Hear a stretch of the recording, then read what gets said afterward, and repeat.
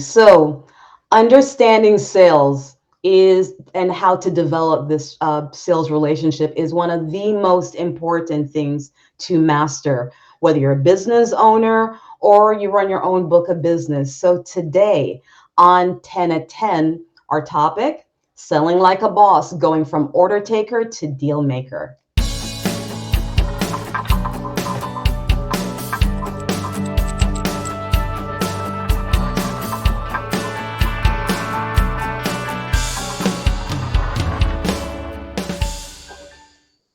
Good morning, everyone. Paula Madison Sierra of Power Marketing SF in San Francisco, and the host of the show today. Today on the show, Jason Cutter, CEO of Cutter Consulting Group, author, podcaster, sales guru. Jason, thanks so much for being on the show. How's it going today? Thank you for having me. I am honored to be here, especially on such a special, great day, of course, for Yes, you. my Happy birthday. birthday. Thank you Yes, so I was much. I was honored that you said let's schedule for that day. It's my birthday. I was thinking you're going to be off or if you're working, I get to be the one to celebrate your birthday on a live stream. So let's do it. Awesome. Thank you so much. So I love your story and I would love for you to share it with the audience. I want to know what led you to where you are right now. What path took you here? Because you shouldn't have uh even been here, Jason. What the heck? No, I when you ask it that way, the things that pop in my head are a winding path and a lot of kicking and screaming. I think is the punchline of how I got here. Um, yeah, so I focus on sales, consulting, and training. That's kind of the punchline of where I am now. I started my childhood and early life being an awkward, shy, bullied late bloomer, an only child to two loving but very analytical parents. My mom was a banker before she retired. She moved her way up. My dad was an engineer and moved his way up before he retired. My mom had experiences with salespeople at businesses and basically hated salespeople and taught us as a family to fear salespeople, such that with my childhood led to me going to UC Santa Cruz, getting a bachelor's degree in marine biology and tagging sharks for years, such that the safest, best place for me to have a career was dealing with sharks, actual sharks in the water. That was way better than dealing with humans. So, Not yeah, salespeople who are sharks not the sometimes. salespeople sharks. I would rather deal with the ones with the giant teeth that have one goal in mind, and that is to eat whatever's in front of them. That was still a better career choice and a better life choice for me. Okay. But life does what it does, and it took me a different way. And I realized I was pretty good with people and restaurant work, then tech support at Microsoft. Ended up with my first sales job. I'm using air quotes at 27 in the mortgage business, 2002. It was the height of the real estate boom. It was pure order taking. It took no sales skills to get somebody to want to buy a house in that time because everyone wanted to buy a house. And so years later, I learned what sales actually meant. I had to learn it all myself because I never worked anywhere where they taught me. Went into leadership mostly against my will at first. I didn't want to lead sales teams, but I did. And that's just it's just evolved to this point years later. Can I tell you, I have a lot of folks on. This is a topic that I love, hearing about. And every sales expert who's come on the show, we've always gone into this paradigm issue of how you were taught growing up and your opinions about salespeople and how it affects your monies later on. Mhm. It's funny that it's a repeating theme that comes up as part of the issue in learning proper sales techniques. Wow, interesting. Do you have any opinion on that? Because I'm sure you Um, probably see it as you're training folks. Yeah, I think it's very valid, right? And this kind of goes into that, are salespeople born or are they made? Are they natural born salespeople, which we could talk about? But you see that where somebody like I have somebody who's become a good friend because we connect on LinkedIn. We've done a lot of events like virtual shows and things together. Colin Mitchell, he was raised in a sales type family. He realized like sales was for him, and that was a great career, and he's just took that from early age on, right? And so that's easy for him. And then there's others like myself where it was like anti-sales. Like if someone called on the phone, they were hung up on immediately because that was not an okay thing in the household, which I resisted going into sales because I thought it was dirty and wrong and you had to do bad stuff to win. But then I realized what sales actually means. And then it really affects me because I do not sell that way.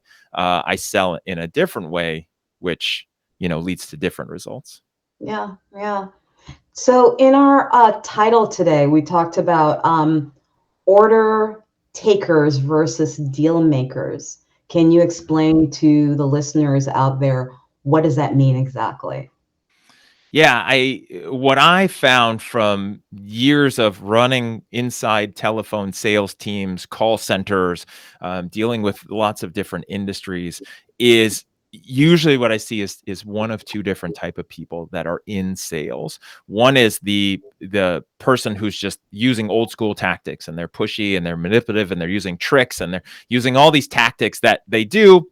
It works to a certain level. People hate it. They fall for it anyway, or they need to buy. And then there's the people kind of like myself who end up in sales, fall into sales, or choose sales, but they've had enough experiences in life before that where they go, I don't want to sell like that. That is wrong and gross. And I'm going to follow the golden rule, which is treat others like I want to be treated. I don't want to sell to people like that. So I'm going to do the opposite, which is build rapport and build a relationship and then just hope that if they like me enough, they'll buy from me, which means that person ends up being more of an order taker than a sales professional. And then their whole strategy is hope. And they're usually on the verge of either quitting or getting fired for performance at any point. And I feel like there's a place in the middle, which is not going into manipulation and not just relying on hope, but actually being a sales professional. I love that. Like hope is not a strategy. Hope is not a good sales strategy at Yeah. all. Like that will lead to you being homeless under a bridge, right? If that's your strategy. And it's of course just running a business as well. You know, this is my fourth business, and even when I was in retail, so we were like international. Really, we're in 85 stores internationally, and it was funny listening to other retailers and things like as you spoke to them, they're like, "Oh, well, we're just going to open the store, like wait for someone hopefully to find you." Right. Is that how? Like, that's not a good strategy. That takes a while.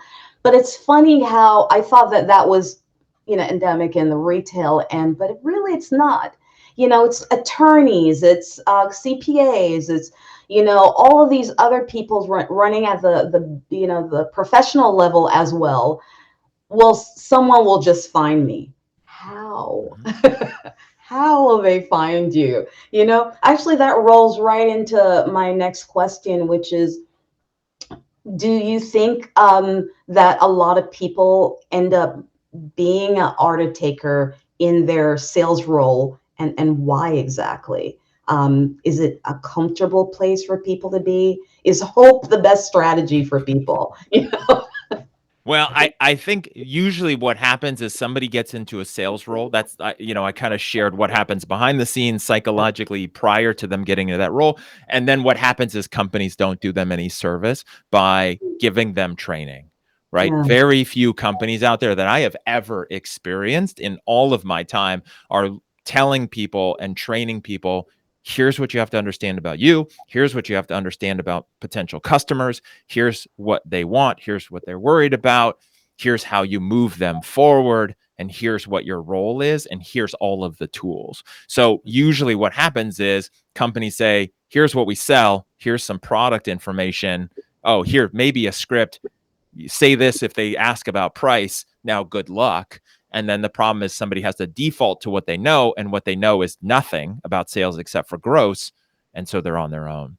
yeah, And really, I put that mostly on the organizations for not helping someone with the tools to be successful at all, right? The classic model, especially in organizations, is if I hire 10 people and 2 of them make it, if the other quit or get fired, I'm okay with that. I'll just keep hiring 10 a week until I fill up my team, right? And that is a terrible, painful way to go for your company, for morale, and for your customers, because your customers aren't going to tolerate that garbage either.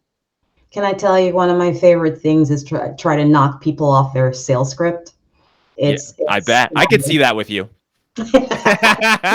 It's funny sometimes, but you know, the person who impresses me is the person who just jumps right in, goes off script comfortably because they know the product, you know, the Yeah. company, they're not just reading. But more often than none, I don't see that guy. I see the others who it throws them off. It's almost like a comedy routine, you know. But Yeah. is can sales be taught, or is this a natural born skill? Because I heard you mention it earlier. Is it a natural born skill? Yeah, so I wrote about this in my book, Selling with Authentic Persuasion. There's a whole chapter on this of the nature versus nurture, and the title, the chapter is called Making Yourself into a Salesperson. I am living proof that you can make yourself into a salesperson and you don't have to be a natural born. I would also argue that there's no such thing as a natural born salesperson. I think what there is there's some characteristics and personality traits that we attribute to success in sales, which I will also argue are not successful in sales, like overly charismatic, overly extroverted, talkative, loud, you know, storytellers. Like, I don't think that's actually what people want. It works, but I don't think that's necessarily what people want or trust. But people who have those skills, they probably realized it and it worked in their family as like a 3-year-old, right? We've all seen that little kid who, you look at him and go, oh, you're going to be a salesperson or a lawyer or something later on in life. And so by the time you meet them when they're 25, they've been doing it for 20 years. They've just mastered it, right? It's just They effortless, were right? trying It's Malcolm Gladwell's 10,000 hours. By the time you've met them, they get their first real sales job. They have been selling people stuff for a long time. You listen to Gary Vee's story. He's a perfect example of that. Like if you listen to his origin story. But I will say again, I don't think that always works because it's usually used in a wrong way. I think there are 5 traits that if you have these, and if you don't have them well enough and you work on them, you can make yourself into a sales professional, someone who's very effective at sales at a high level with consistent results. And I think that's usually what works best is when you have these traits and you know how to use them. All right, see, well, you pull them out. Now I'm gonna have to ask, what are the 5 traits? Like you just throw them out there. You were trying to smooth it off like nothing happened, like I was just gonna walk past it, you know? I don't know. The door We got time here. It's not a, can't go into all of it. Just a little cliffhanger, you yeah. find out more. So for me, the 5 Just traits an in overview because we can read the book. You know, this is like go buy yeah, the book to hear the rest of it. You know. definitely there's more info in there, and I do some other videos and stuff online for that. But yeah, the 5 traits in order of importance to me, which is actually really critical as well, is openness, curiosity, uh, creativity, persistence, and authenticity. And one of the big things is that order. A lot of people think if you're just persistent in sales, you'll be really good. But if you're a persistent, closed-minded, not curious person, you're just kind of an ass that's really pushy.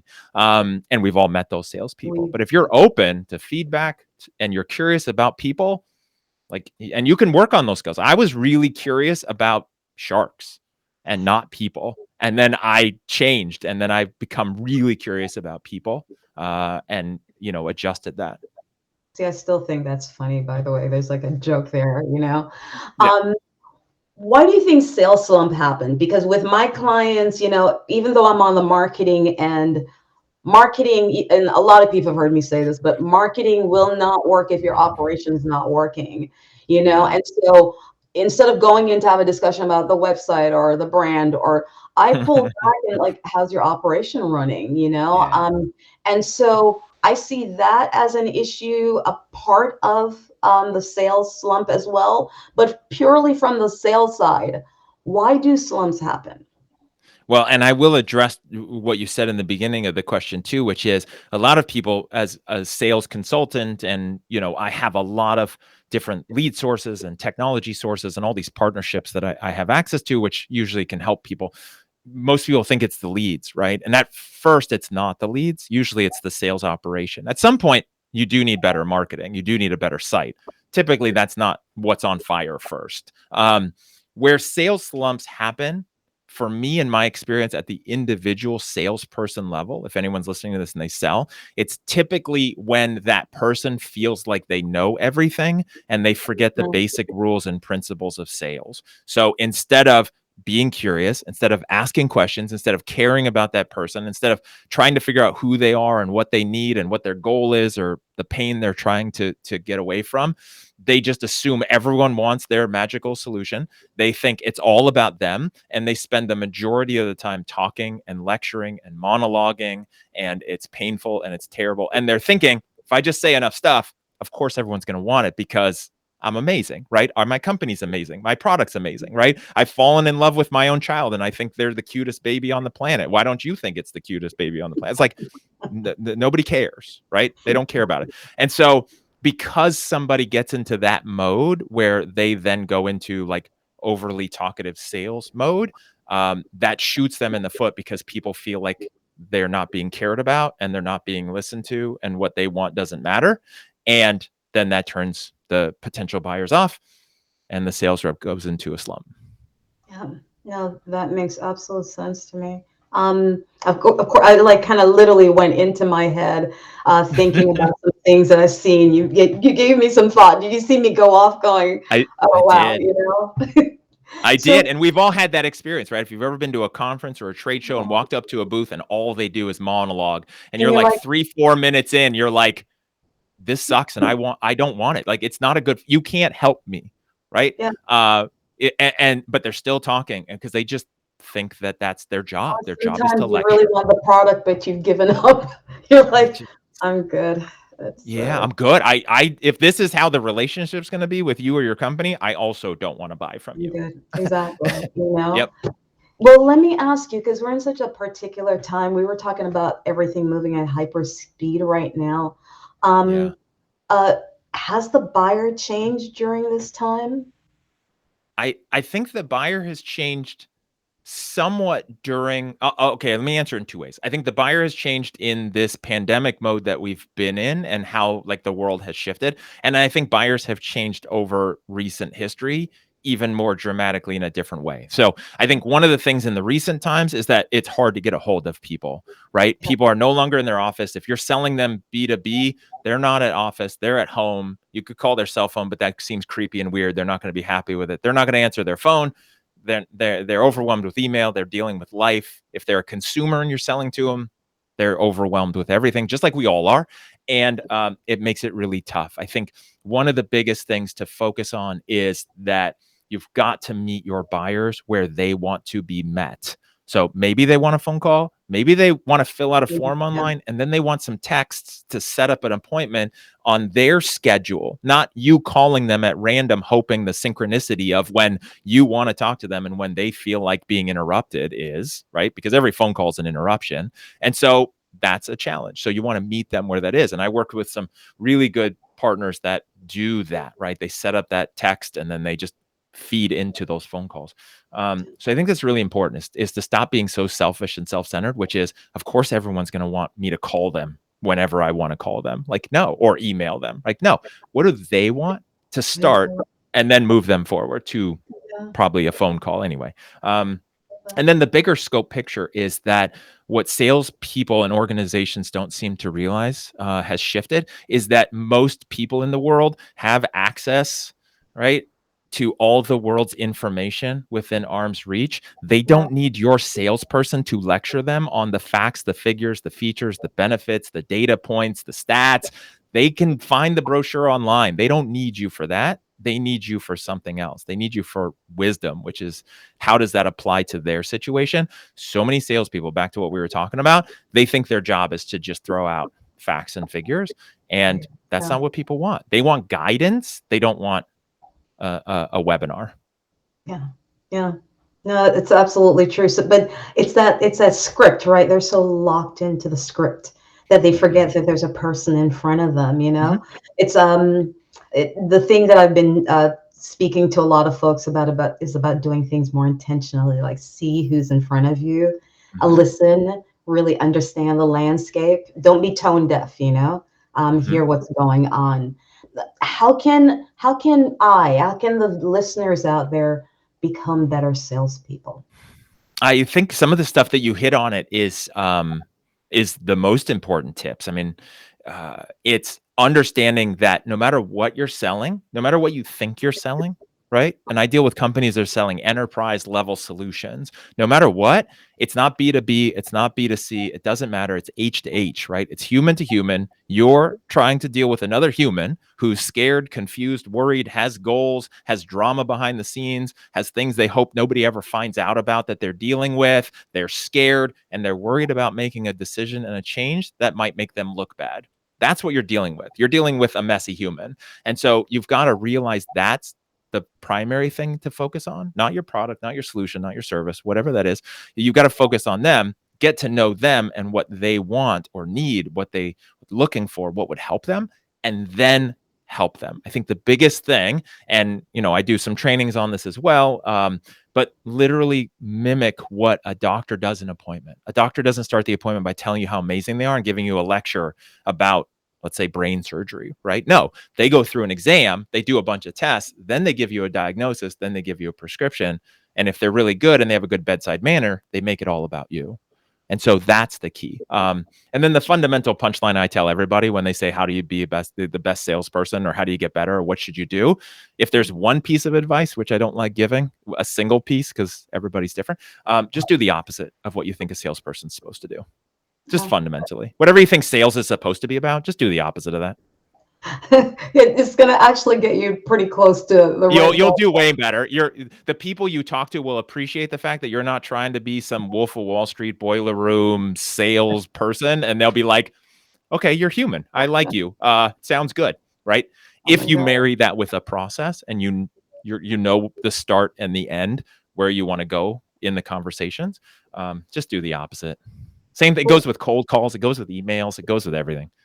let me ask you though, for those people who are listening out who have more of a sales team and they need to make some changes, what can you offer them to assist them to be more effective as they lead their sales teams? Yeah. So I think that one of the biggest things is obviously having systems and processes in place, which is what a lot of companies hire me to build because they've just kind of thrown people out there, like we talked about. And then, they're hoping the right people will figure it out. And instead, you want to actually build a system, which a lot of salespeople don't like hearing that. But it's what's needed if you want to actually have a business and not just playing sales. I think the biggest piece of advice for most leaders out there that they forget is that everybody is different. Meaning, and this is part of our human condition, we assume everyone's the same. We assume everyone sees the world like we do. We assume that everyone thinks the way we do if we're not careful, if we're just on autopilot. I'll give you a good example. I literally still to this day do not understand why not everybody understands what the left lane on the freeway is for. I don't understand it. I literally don't get it. In the DMV manual, it says passing lane. It doesn't say fast lane. It doesn't say camping lane. It says that.